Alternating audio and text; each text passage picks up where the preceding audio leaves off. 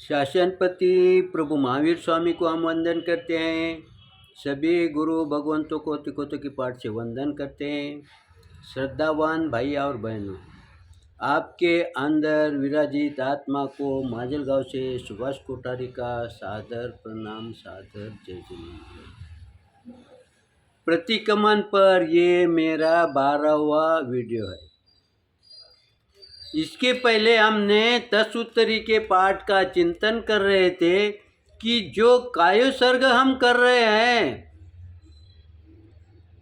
तो हमारे शरीर स्थिर करने के लिए जो छींक डकार वगैरह जो आती है, इससे हमारा कायोसर्ग खंडित न हो। अब देखो, ये जो गुरु भगवंतों ने 12 प्रकार के दोष बताए, उसको हम रोक नहीं सकते, उसको टाल भी नहीं सकते, उसे दबा भी नहीं सकते हैं। ये आना स्वाभाविक है और ये आएगा, उस समय हम विचलित न हो। इसीलिए गुरु भगवंत कहते हैं, ये अगर आपको छींक आ गई, डकार आ गई, कोई शरीर की व्याधि समय पर उत्पन्न हो गई, तो तुम घबराओ मत, तुम स्थिर हो जाओ, तुम विचलित मत हो। अगर समझो गुरु भगवंतों ने ये बात यहाँ नहीं कही होती तो हमारी अवस्था कैसी हुई होती। हम कायोसर्ग में ध्यान में बैठे होते और समझो आधा घंटा ध्यान हो गया, अगर छींक आ गई, डकार आ गई, तो हम क्या सोचे होते, अरे मेरा कायोसर्ग खंडित हो गया, अब मुझे वापस करना पड़ेगा। अब वापस करने में इसमें तुम्हारा समय व्यतीत हुआ कि नहीं, तुम्हारे विचार में फर्क आएगा कि नहीं। तो तुम्हारे विचार को रोकने के लिए, दूषित विचार को रोकने के लिए गुरु भगवंतों ने यहाँ पर ये कहा है कि इससे तुम ज़्यादा चिंतित मत हो, ये क्रिया होना स्वाभाविक है।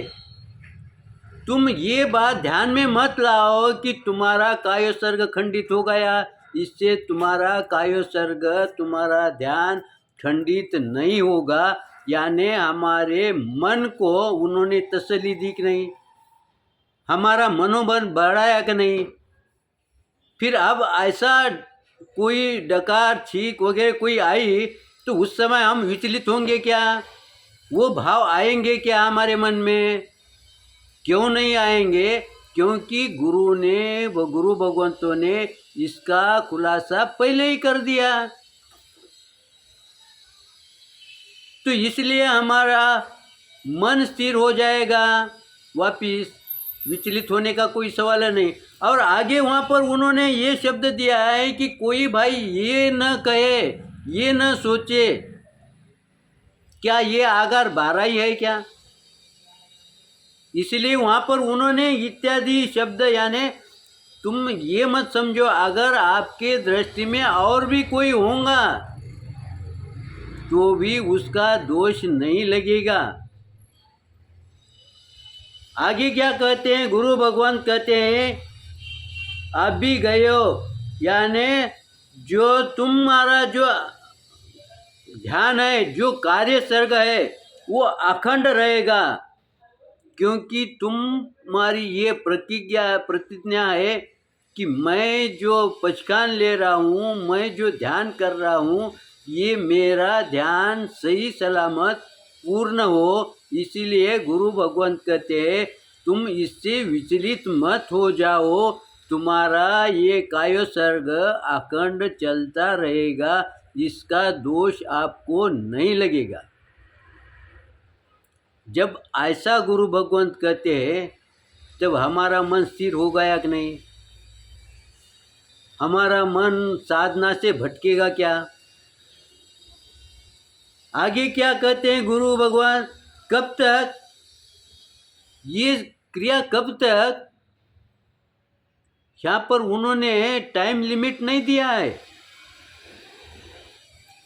उन्होंने उसके लिए हम पर छोड़ दिया है जब तक तुम नवकार मंत्र यानी प्रभु को नाम नहीं लोगे, प्रभु की आज्ञा नहीं लोगे, तब तक तुम्हारा ये कायोसर्ग चलता रहेगा।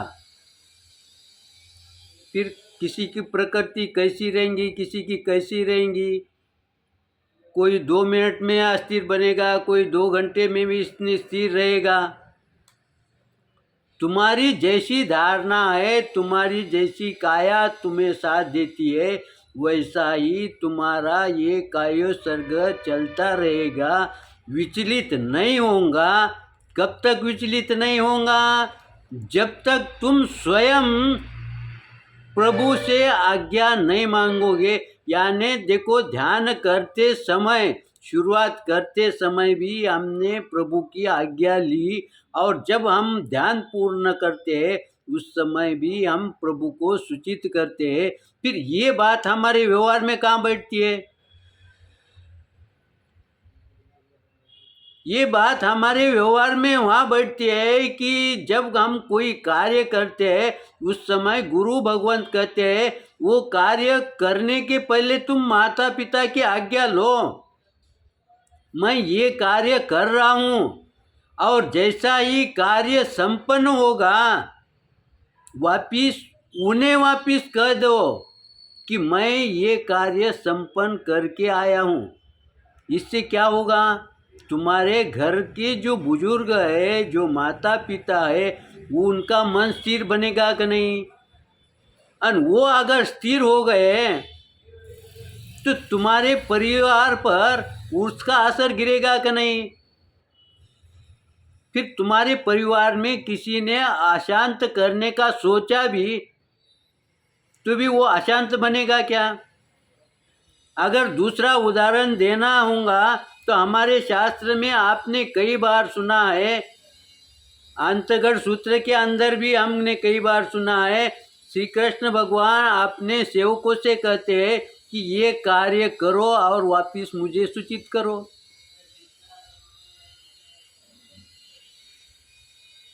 हम उस बात को जानते हैं, पढ़ते हैं, लेकिन हम उसकी तरफ ध्यान नहीं देते हैं। लेकिन गुरु भगवंतों ने यहाँ पर इस माध्यम से हमें ये समझाया है कि जब तुम कोई भी घर का कार्य करने का है ना, तो उस समय हमारा परिवार विचलित न हो, अशांत न हो, उसके लिए इन बातों के तरफ ध्यान दो। कौन से बातों के तरफ?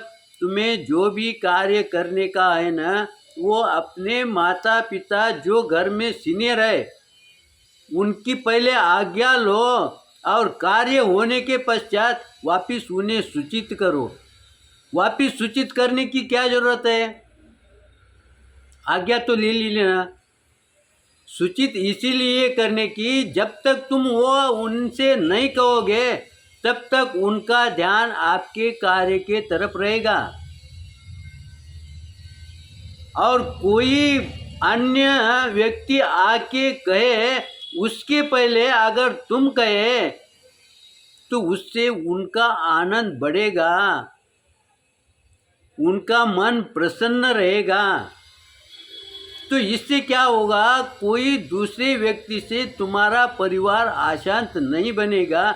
हम इस बातों की तरफ ध्यान नहीं देने के वजह से आज हम अस्थिर है।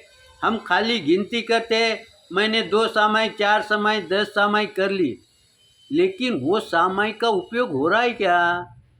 उपयोग इसीलिए नहीं हो रहा क्योंकि हम जो मुख्य उद्देश्य है ना उसको गौण कर रहे हैं, और जो दूसरे उद्देश्य है उसको हम प्रमुख बना रहे हैं। इसीलिए गुरु भगवंतों ने इस पाठ के अंदर इतने सुंदर ढंग से हमें समझाया है कि कायोसर्ग कैसे करना, मन को एकाग्र कैसे करना, उसमें के कौन से दोष पहले हटाना, कौन से दोष नहीं हटते हैं उसको छोड़ना, बाजू को रखना, कौन से दोष बीच में आए तो उसके तरफ ध्यान नहीं देना। हर बातों को हर एंगल से गुरु भगवंतों ने इस पाठ के माध्यम से हमें समझाया है। और इतना ही नहीं है, हमारा व्यवहार भी कैसा सुंदर बनेगा, कैसा तनाव मुक्त बनेगा, इसका भी ज्ञान हमें इस पाठ के माध्यम से गुरु भगवंतों ने दिया है। इसीलिए ये पाठ बहुत ही हमारे काम में आने वाली चीज़ है। लेकिन काम में कब आएगा? जब हम उस पर चिंतन मनन करेंगे। हमारे समय को देखते हुए हम यहाँ पर रुकते हैं। मेरे विश्लेषण के अंदर कुछ विपरीत आया होगा तो आप क्षमा करेंगे, सही आया होगा तो लाइक करेंगे, शेयर करेंगे। इसी आशा के साथ ओम शांति।